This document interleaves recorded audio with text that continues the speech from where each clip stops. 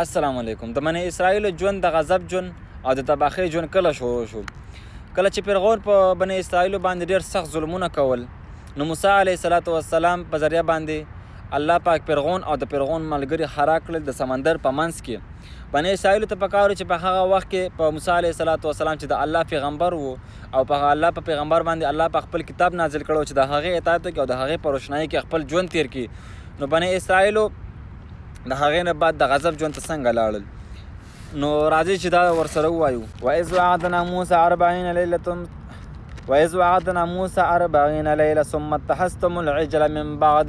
او موږ د موسی سره د موسی علیه السلام سره د 40 شپو وعده وکړه، بیا تاسو د موسی د تللو نه بعد د سخي عبادت شروع کړو او هغه مو ځان له خدای ساز کړلو.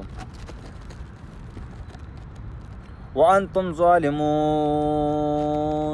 دا کار تاسو د موسی علیه السلام د وعدې نه بعد وکړو او دا تاسو په خپل ځان باندې ظلم وکړلو.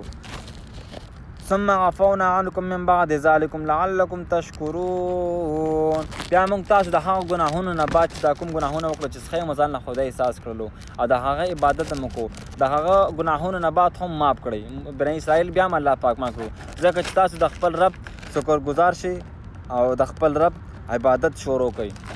نو بني اسرائیل چې د موسی علیه السلام چې الله پاک ورسره وعده وکړه د 40 شپو، د هغې نه بعد چې موسی علیه السلام لاړلی، نو بني اسرائیل د هغې 40 شپو کې دننه د سخي عبادت یې شروع کړلو